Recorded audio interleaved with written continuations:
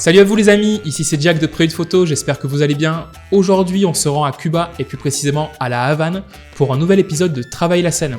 Ensemble nous allons explorer la capitale cubaine qui regorge de secrets et est idéale pour les photographes en tout genre. Architecture, histoire, musique, culture et bien entendu les habitants d'une générosité incroyable. Cuba est un pays unique avec une histoire politique et sociale complexe. L'empreinte de la Révolution, la mystique de ses musiciens, mais aussi la beauté de ses paysages, ont fait de la perle des Caraïbes un lieu à visiter au moins une fois dans sa vie. C'est un pays qui a une place particulière dans nos cœurs chez Prélude. Et c'est avec un immense plaisir que nous initions cette série de vidéos cubaines à La Havane, une ville qui a tout pour séduire les photographes de rue, avides de rencontres et de lumière. Carolina et moi y avons organisé notre premier workshop photo sur place il y a peu, en mars dernier, qui a été un franc succès. Et nous y retournerons l'année prochaine, en 2025, du 16 au 26 février. Alors si vous êtes intéressé, n'hésitez pas à aller jeter un œil au programme qui est disponible sur notre site. Mais sans plus attendre, rentrons dans le vif du sujet. Pour vraiment saisir l'essence d'une ville, il faut plonger dans sa vie quotidienne. Cela signifie être présent dans les moments où la ville s'anime, capter son rythme de tous les jours et se rapprocher des gens qui l'habitent, la rendre vivante. Au-delà des monuments, des restaurants et des musées, c'est cette immersion qui, je le crois, révèle l'authenticité d'un lieu, sa nature. S'éloigner du circuit touristique est parfois un défi, mais c'est ainsi que l'on crée des images et des souvenirs qui font davantage sens. Aujourd'hui, nous allons partager avec vous quelques-uns des endroits qui nous ont le plus marqués et qui, selon nous, méritent d'être découverts.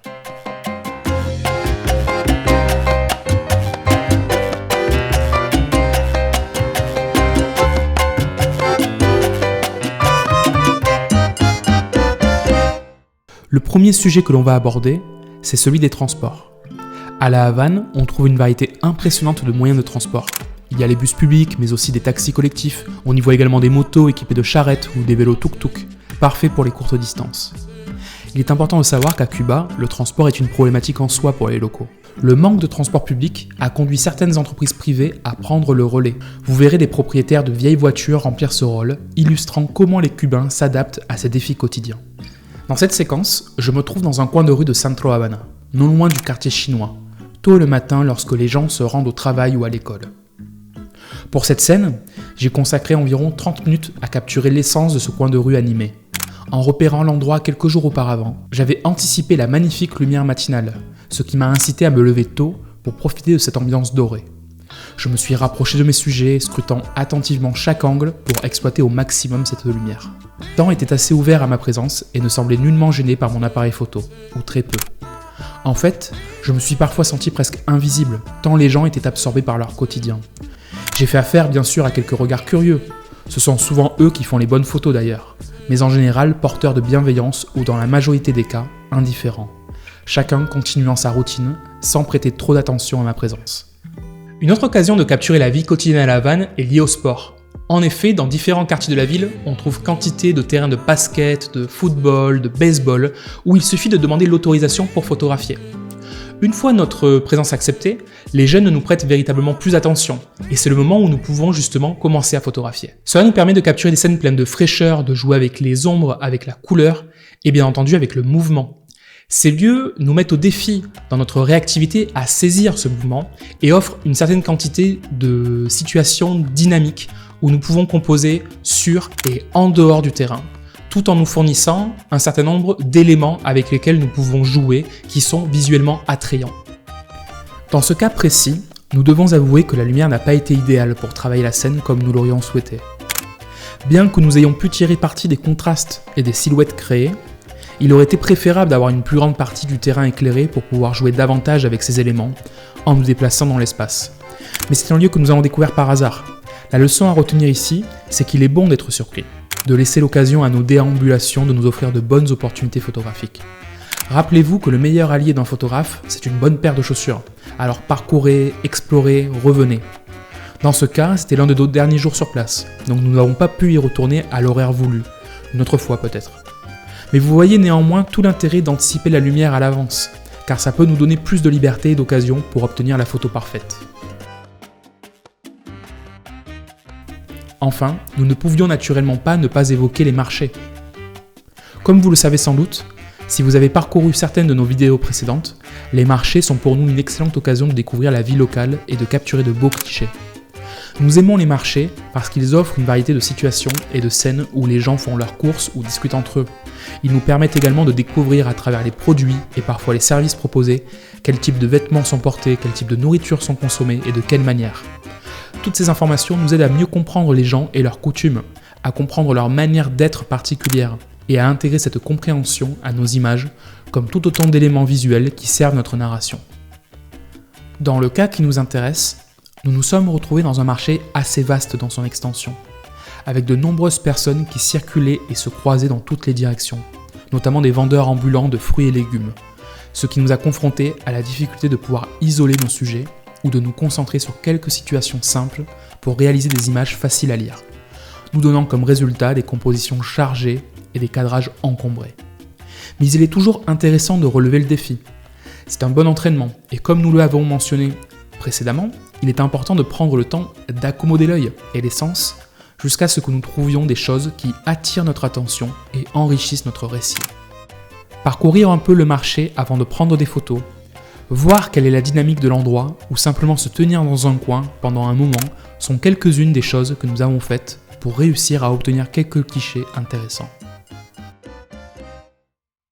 Comme nous le savons, l'image, parmi ses nombreuses significations, est avant tout la traduction d'un moment tridimensionnel en une représentation bidimensionnelle. C'est pour cela qu'il est important de savoir recréer l'espace, de permettre au spectateur de se sentir immergé dans cette représentation, de donner du volume, de la profondeur à nos images.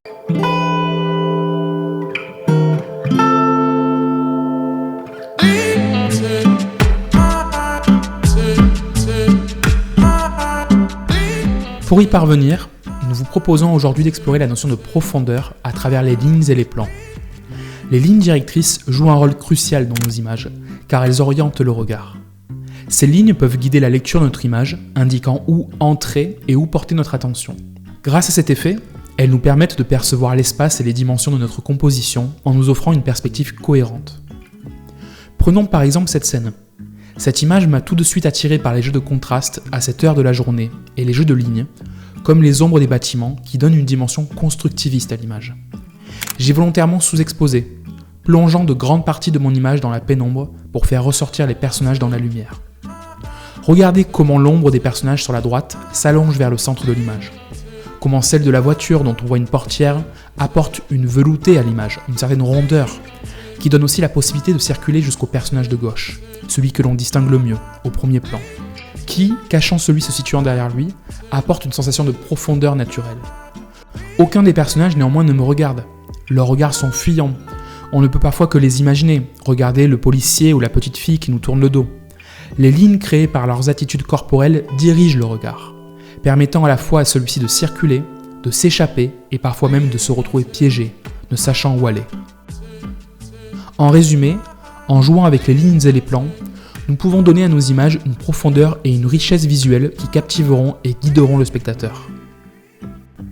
L'une des techniques permettant de mettre en pratique l'idée de profondeur est ce que l'on appelle communément la technique du pêcheur.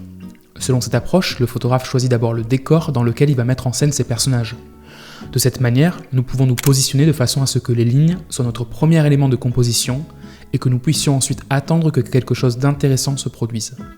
C'est une façon d'avoir un certain contrôle, si vous voulez, dans un genre comme la photographie de rue, où le mouvement et le caractère éphémère de certaines situations peuvent rapidement nous frustrer.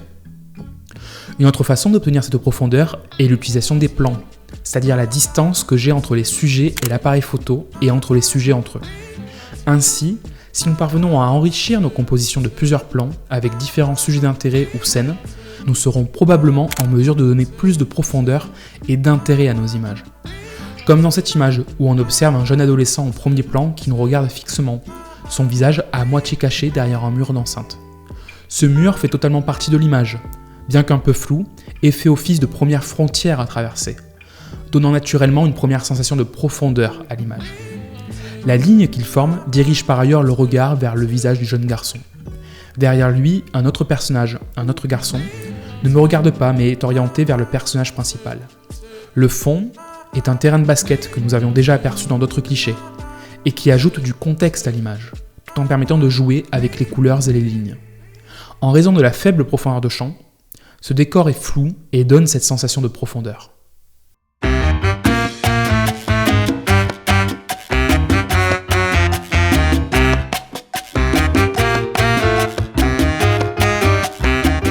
Lorsque l'on parle de photographie en couleur ou en noir et blanc, nous parlons en vérité de deux langages distincts, très différents.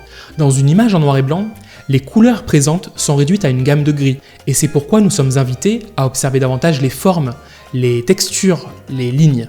Alors que l'univers de la couleur, lui, ajoute une couche de complexité, puisque les couleurs apportent leurs propres tons et nuances, et qu'aujourd'hui, entre les filtres, les réglages que nous permettent certains appareils photo et les retouches qui s'ensuivent, les résultats peuvent être infiniment variés. Si l'on parle de couleur et de composition, on peut faire deux distinctions. Composer en couleur et composer avec la couleur. Les différences sont subtiles mais non moins importantes. Composer en couleur nous présente le principe de réalité dans lequel nous vivons, celle que l'on perçoit, un monde en couleur que l'appareil photo traduit avec plus ou moins de fidélité. Composer avec la couleur, c'est relever le défi de trouver dans les couleurs présentes la complémentarité, l'harmonie et les palettes qui peuvent être générées par leur combinaison et qui produiront des effets divers dans nos images et chez ceux qui les voient. Nous aborderons plus en détail la théorie des couleurs dans une prochaine vidéo dédiée, mais nous voulions tout de même évoquer aujourd'hui certaines idées liées à celle-ci. La Havane est en effet un terrain de jeu idéal pour exercer notre attention et notre œil à la couleur, en jouant avec ses combinaisons infinies. Basées sur le cercle chromatique, ces applications peuvent enrichir nos compositions. Mentionnons entre autres la gamme monochromatique, où nous pouvons explorer ce que produit la composition avec des éléments de la même couleur ou du même ton, et les opposés complémentaires et les palettes de couleurs. Dans le premier cas, les deux couleurs opposées sur le cercle chromatique apportent un équilibre à l'image. Dans le second cas, les gammes de couleurs analogues ou contrastées créent une harmonie qui donne du dynamisme et attire notre œil. Elles peuvent également être utilisées pour renforcer une certaine émotion. Souvent, ce qui attire notre attention, c'est un certain sujet, parfois une situation, et parfois simplement une couleur ou plusieurs couleurs. Explorer les possibilités de composition que nous offrent les couleurs nous aide à aiguiser notre regard et à créer des images expressives. Mais en plus, être conscient de l'utilisation de la couleur nous permettra de construire notre propre style visuel d'une part, et d'autre part nous aidera à donner de la cohérence et de l'unité à un projet ou à une série d'images.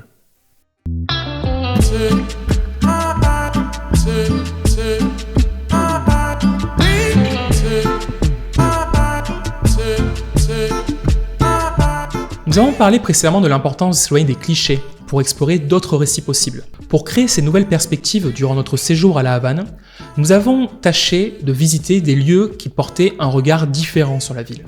Avec le groupe de photographes que nous avons accompagnés durant notre workshop photo, nous sommes notamment rendus au gymnase de boxe Rafael Trejo, situé dans le cœur de la vieille Havane, qui, imprégné de l'histoire de la boxe cubaine, forme aujourd'hui non seulement de jeunes boxeurs cubains prometteurs, mais aussi des athlètes du monde entier, venus spécialement pour s'entraîner.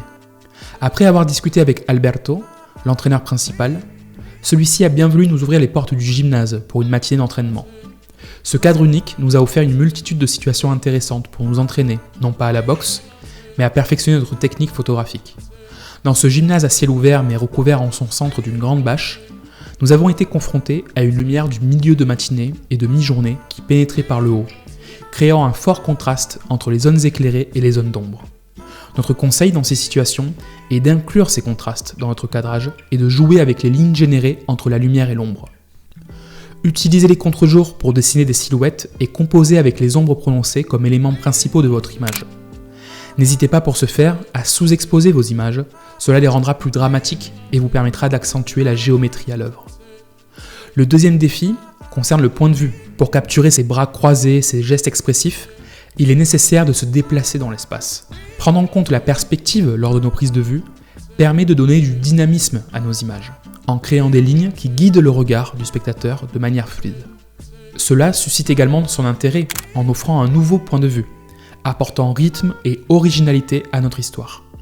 Mais comment obtenir cette perspective ? En se déplaçant, en changeant et en jouant avec le point de vue, c'est-à-dire la position que nous adoptons face à notre sujet. Ne vous contentez pas de ne faire qu'une photo, travaillez votre scène. Cette expérience a également exigé une attention maximale et une grande réactivité. Nous sommes dans le registre de la photographie de sport, et le défi consiste donc à photographier plusieurs sujets se déplaçant rapidement. Pour saisir le bon moment, il faut être très attentif et avoir les bons réglages de mise au point et de vitesse d'obturation. Une vitesse d'obturation très rapide vous donnera la possibilité de figer le mouvement. Le mode rafale, celui de saisir plusieurs images afin de capturer l'instant décisif, l'action privilégiée. Une mise au point continue vous permettra de suivre vos sujets, celle-ci prenant compte des modifications de la distance entre vous et ceux-ci, tant que vous maintiendrez le déclencheur appuyé. Travailler avec ce mode de mise au point impliquera également de faire le choix de la façon dont l'appareil photo effectue la mise au point, en définissant vos collimateurs de mise au point. Et si vous travaillerez par exemple en zone, en point unique ou en suivi. Ici, on peut varier entre l'option zone, où la mise au point va suivre le sujet situé dans la zone de mise au point sélectionnée, et l'option suivi, où la mise au point va suivre les sujets qui se déplacent sur une large zone de la vue. Un autre endroit singulier offrant un point de vue différent sur la ville de La Havane est l'édifice Rilón. C'est un bâtiment qui a déjà été exploré et photographié par Jean-Christophe Béchet dans son livre Habana Song, dont nous avons effectué une analyse vidéo sur la chaîne. Nous n'avons pas pu nous empêcher par nous-mêmes de le visiter, de nous faire une idée de l'endroit. Ce bâtiment particulier mais délabré, qui a été inauguré en 1967, abrite encore aujourd'hui en front de mer de nombreuses familles.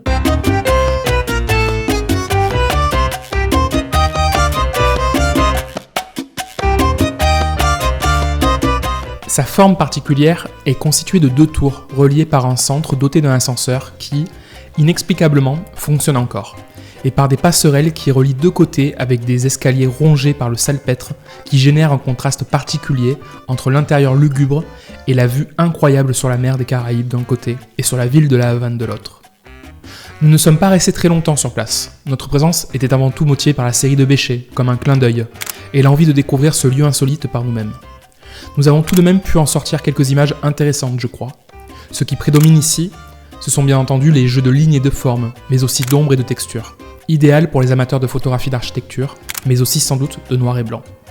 Nos images les plus marquantes ont néanmoins été prises à l'extérieur du bâtiment, à son pied, et s'intègrent assez bien à l'esthétique street que nous avons travaillé sur place. Les rues de La Havane se parcourent essentiellement à pied, surtout si l'on parle du Malecón, de la Vieille Havane et de Centro Havana. Ce sont des zones où les frontières sont géographiquement assez floues, mais nous pouvons y trouver des scènes très intéressantes et différentes les unes des autres en termes de photographie de rue. La Vieille Havane est l'un des quartiers les plus touristiques et les plus visités de la capitale cubaine. Mais c'est dans sa périphérie, plus loin de son épicentre, que nous avons trouvé les scènes les plus intéressantes.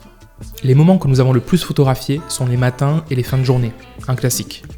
Dans la mesure du possible, nous essayons d'éviter de photographier à partir de midi et au début de l'après-midi.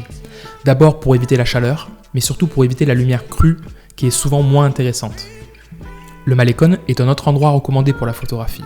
Cette promenade située face à la mer des Caraïbes s'étend sur environ 8 km, et l'embouchure du port de La Havane à la Vieille Havane, en passant par le Centro Havana et en reliant le Vedado et la Plaza de la Revolución, ce qui en fait un classique de cette ville pour les habitants et les touristes. C'est là que les jeunes se rassemblent et que les familles se promènent, surtout au coucher du soleil et les week-ends. C'est aussi un lieu où certains font de l'exercice, d'autres pêchent, tandis que les musiciens cherchent un pourboire en échange d'une chanson et où les amoureux se rencontrent. En suivant cette promenade côtière et en entrant de temps en temps dans les différents quartiers qui l'abordent, vous aurez la possibilité de trouver de nombreuses images à faire. Dans le centre de La Havane, nous pouvons découvrir le cœur de cette ville et de ces gens qui vivent essentiellement à l'extérieur, dans l'espace public, dans la rue. Comme si le temps s'était arrêté, on trouve dans ce quartier de nombreux bâtiments anciens qui, même s'ils manquent d'entretien, font partie de l'identité unique du centre de La Havane. Ici, dans la rue, les gens discutent bruyamment, tandis que quelqu'un répare une voiture américaine ou change une roue de vélo. Dans ce quartier qui semble interminable, nous avons discuté avec des gens de l'histoire et de la politique de la France, de Cuba et de l'Argentine. Il faut dire que les Cubains sont non seulement très sympathiques et souriants, mais aussi très polis et toujours ouverts à une bonne conversation ou à l'échange de quelques mots. Par exemple, dans cette scène, j'ai pris le temps de photographier à plusieurs reprises cet homme en train de nettoyer sa voiture. Il m'a vu, m'a souri, j'en ai profité pour prendre le temps, m'approcher, voir si je pouvais composer avec d'autres éléments, personnages gravitant autour. On a échangé quelques mots, je me suis rapproché encore davantage. Je suis même allé jusqu'à lui demander de prendre son temps pour nettoyer, afin de saisir cet instant du mieux possible. Pour ne finalement saisir que son geste, un détail de la scène qui en vérité me paraissait être le plus concluant, le plus parlant. C'est l'avantage de pouvoir communiquer avec les gens, vous serez toujours bien reçus, en montrant de l'empathie et de l'intérêt autour de vous. À La Havane, nous nous sommes perdus dans ces rues, en captant les derniers rayons de lumière. Nous avons aussi traversé le quartier chinois, et nous ne pouvions pas manquer l'avenue Simón Bolívar, où, tant la lumière que les habitants et leurs façades colorées nous ont offert plusieurs superbes scènes de rue. Cette avenue notamment est un axe de circulation important dans la ville, et la lumière avec laquelle nous pouvons travailler, notamment le matin, est exceptionnelle, permettant de jouer avec les silhouettes, le mouvement incessant des vieilles voitures et les ombres qui s'étalent sur le bitume avané. Merci beaucoup d'avoir regardé cette vidéo, j'espère que ça vous a plu. N'hésitez pas, si vous avez aimé, à nous laisser un like, des commentaires, parce que toute suggestion est la bienvenue et nous aide à grandir. Nous allons avoir encore de nombreuses vidéos à vous partager sur Cuba dans les semaines et les mois à venir, parce que nous sommes revenus de notre dernier voyage avec beaucoup d'images. Et nous avons vraiment hâte de vous montrer tout cela. Enfin, je vous rappelle que si vous êtes intéressé de nous rejoindre lors de l'un de nos voyages photos, notamment à Cuba, le programme du voyage est disponible sur notre site internet. Et en attendant, je vous dis à bientôt!